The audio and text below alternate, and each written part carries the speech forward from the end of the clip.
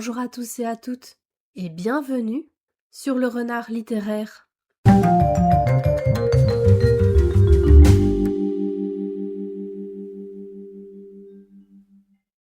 J'espère que vous allez bien. Moi, je suis absolument ravie de vous retrouver aujourd'hui pour une nouvelle vidéo dans laquelle on va parler chiffres puisque on va faire ensemble les statistiques de lecture de l'année 2025. Donc, on va commencer tout de suite.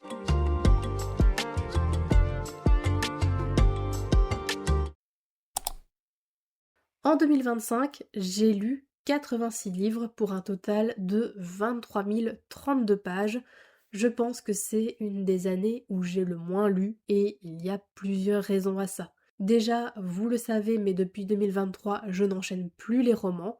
Quand j'ai terminé un livre, je me laisse du temps pour le digérer. Ensuite, j'ai lu plus lentement et j'ai consacré un petit peu moins de temps à la lecture. J'ai pas mal cousu, j'ai fait des puzzles, j'ai essayé de regarder un petit peu plus de films et d'animés. Et puis, dernière raison qui fait que j'ai moins lu et pas des moindres, eh bien, parfois je rentrais du travail très fatiguée et je n'avais pas forcément envie de lire, tout simplement parce que je savais que j'aurais du mal à me concentrer. Mais en moyenne, j'ai lu 63 pages par jour, ce qui fait plus ou moins 7 livres par mois.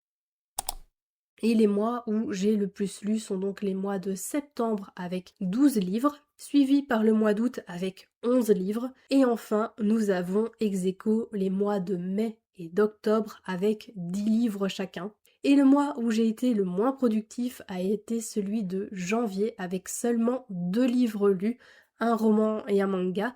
Il faut dire que j'ai eu une bonne grippe qui m'a bien mise KO et que je n'ai pas su lire une seule ligne durant cette période. Et puis l'autre raison pour laquelle je n'ai pas lu davantage durant ce mois de janvier, c'est tout simplement parce que je galérais à terminer Happy Place de Emily Henry. Maintenant, rentrons un petit peu plus dans le détail. Dans les 86 livres lus, 43 ont été des mangas, ce qui représente 50% de mes lectures. Il y a 28 romans lus, 9 bandes dessinées et enfin 6 comics. Et pour ces chiffres-là, il n'y a absolument aucune surprise. Je sais que j'ai des périodes où je vais lire beaucoup plus de mangas que de romans et donc ça va devenir rapidement le format majoritaire. En ce qui concerne la source d'approvisionnement, 73 livres proviennent de la bibliothèque, 10 sont de ma pile à lire et 3 sont classés comme autres, c'est-à-dire qu'ils proviennent du catalogue de Spotify et encore une fois, il n'y a aucune surprise là-dedans. Et forcément, les chiffres sur le format de lecture sont logiques puisque j'ai lu 80 romans papier. En termes de pourcentage, ça fait 93%, donc environ 9 livres sur 10. J'ai lu 2 livres numériques et j'ai écouté 4 audiobooks. Cette différence, elle est normale puisque j'avais L'Alchimiste dans ma pile à lire physique, mais j'ai fait le choix de le découvrir en audio et ça n'avait pas été une lecture très concluante comme je le disais dans ma vidéo sur les tops et les flops de 2025. On va maintenant passer à un sujet qui fâche un petit peu, à savoir la proportion des one-shots et des sagas et l'avancement de celle-ci. En 2025, j'ai lu 63 livres qui font partie d'une saga, ce qui fait 73,3% de mes lectures. Ce chiffre, il est forcément élevé parce que je lis beaucoup de mangas et que les one-shots en manga sont extrêmement rares. Et il reste donc 23 one-shots, ce qui représente 26,7% de mes lectures. Et là où ça devient intéressant, c'est lorsqu'on regarde de plus près la répartition de mes lectures dans ces différentes sagas. J'ai débuté 15 sagas, lu 43 livres qui sont des suites de sagas, mais j'ai été terriblement inefficace puisque j'ai terminé seulement 6 sagas. En ce qui concerne les genres, je dois dire que ça a été une année assez diversifiée puisque j'ai exploré pas moins de 20 genres différents.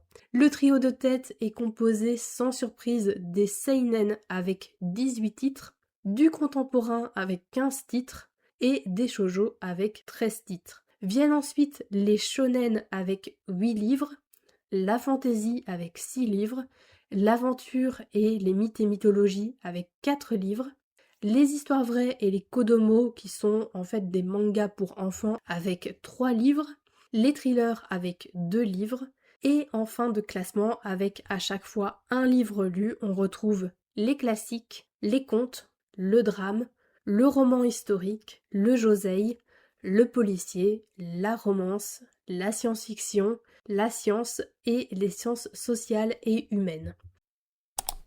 Et tous ces livres proviennent de pas moins de 35 maisons d'édition différentes. Je vais citer uniquement les 5 maisons les plus représentées, sinon ça sera illisible. Donc nous avons en tête Kiyun avec 13 livres, ce qui ne m'étonne pas du tout. J'ai lu beaucoup de mangas et c'est ma maison d'édition préférée pour ce format-là. J'adore leur catalogue, donc c'est logique de les voir occuper la première place. Ensuite, nous avons Kana avec 10 livres et ensuite nous avons Kurokawa avec 7 livres. En troisième place, c'est Gallimard ex aequo avec Urban Comics puisque j'ai lu 5 livres pour ces maisons d'édition. Et enfin, pour la cinquième place, nous avons ex aequo les maisons d'édition Delcourt, Rue de Sèvres, Doki Doki et du Rouergue avec 3 livres. En termes d'années de publication, c'est assez varié, mais je vois que mes lectures restent des parutions assez récentes. Il y a 22 livres qui ont été publiés en 2024, 12 en 2023, 11 livres en 2022, et en dehors de ce trio de tête, nous avons 9 livres parus en 2019, 8 en 2021, 7 en 2025, 6 en 2020, 3 en 2018, 2 en 2016 et un livre sorti respectivement en 1994, 1999, 2015, 2017 et 1919, l'année la plus ancienne. Et on peut dire que la qualité a été au rendez-vous puisque il y a eu très peu de romans qui ont une note inférieure à 13. J'ai noté 31 livres entre 15 et 16 sur 20, ce qui fait 38,3% de mes lectures. Vient après la catégorie des notes entre 17 et 18 sur 20 pour 24 livres. En termes de pourcentage, ça fait 26,9%. J'ai également eu 9 coups de cœur cette année, ce qui représente 11,1% de mes lectures. Et pour continuer dans l'excellent, j'ai attribué la note de 19 sur 20 à 7 livres, ce qui fait 8,6% de mes lectures. Et on arrive seulement aux notes plus mitigées avec la catégorie des 13 à 14 sur 20 qui a été donnée à 6 livres, c'est-à-dire 7,4% de mes lectures. Et pour les notes les plus basses, seules 3 lectures ont été notées entre 10 et 12 sur 20, ce qui représente 3,7% de mes lectures. Et un seul livre a eu une note inférieure à 10, ce qui fait 1,2% de mes lectures. Et je me suis même amusée à calculer la moyenne globale de mes lectures de 2025 et on arrive à un résultat de 16,5 sur 20, ce qui est vraiment une très bonne note. Je dois avouer que je suis un peu surprise d'avoir un résultat aussi haut parce que même si je connais bien mes goûts, que je sélectionne beaucoup mieux mes lectures, on n'est jamais à l'abri des déceptions ou d'un ressenti beaucoup plus moyen. Donc j'espère pouvoir continuer sur cette lancée en 2026.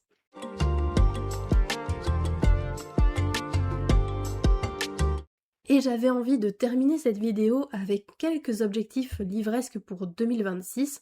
Je ne veux pas me mettre un nombre de livres à lire ou ce genre de choses, mais j'ai envie d'avoir quelques petits défis, comme par exemple terminer mes sagas. Et surtout, terminer mes sagas de manga. J'ai pas trop de soucis à me faire pour les sagas de romans puisque j'enchaîne les tomes, mais pour les mangas, je m'éparpille et même si j'ai terminé quelques sagas, il y a encore beaucoup de mangas où je suis assez proche de la fin, mais pour lesquels je n'avance pas. Je ne me fixe pas d'objectifs chiffrés, mais j'aimerais avoir un petit peu moins de sagas de manga en cours et pourquoi pas à terme adopter la même méthode que pour les romans, à savoir dans la mesure du possible enchaîner les tomes d'une seule et unique saga jusqu'à l'avoir terminée. Ensuite, j'aimerais lire plus de science-fiction. C'est un genre que j'aime beaucoup, mais que j'ai délaissé en 2025. J'aimerais également lire un pavé, et quand je dis pavé, je veux dire un livre de plus de 600, voire 700 pages. J'ai lu beaucoup plus de livres courts, je me suis concentrée sur des romans qui faisaient en moyenne 300 pages, mais je n'ai pas pris le temps de découvrir plus de livres imposants, plus de livres sur lesquels on peut rester plusieurs semaines, voire pourquoi pas un mois entier, et qui demandent une certaine concentration, qui sont certes plus ardues à commencer et à prendre en main, mais pour lesquels le voyage vaut carrément le coup. J'aimerais également lire quelques reliques de ma pile à lire. Certains livres prennent la poussière et attendent patiemment d'être lus et j'ai pas envie de m'en séparer parce qu'ils me tentent toujours et j'aimerais pouvoir les découvrir parce qu'ils me font toujours envie et ne pas simplement m'en débarrasser parce que ils sont là depuis trop longtemps. Et enfin, j'ai envie de poursuivre sur ma lancée et d'avoir une année de lecture aussi belle qu'en 2025. Je suis vraiment ravie d'avoir mis toutes ces habitudes en place et qui font qu'ouvrir un livre est un réel plaisir. Alors, je ne lis peut-être pas énormément, mais je profite au maximum de cette passion pour la lecture et pour les belles histoires. Et j'adore vous partager mes découvertes livresques sur cette chaîne et sur mes autres réseaux sociaux.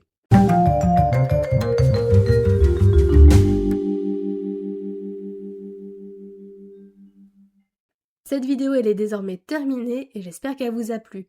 N'hésitez pas à me faire part de votre bilan de l'année 2025, quel est votre nombre de livres lus, vos objectifs pour l'année 2026. Je serai ravie d'en discuter avec vous dans l'espace des commentaires.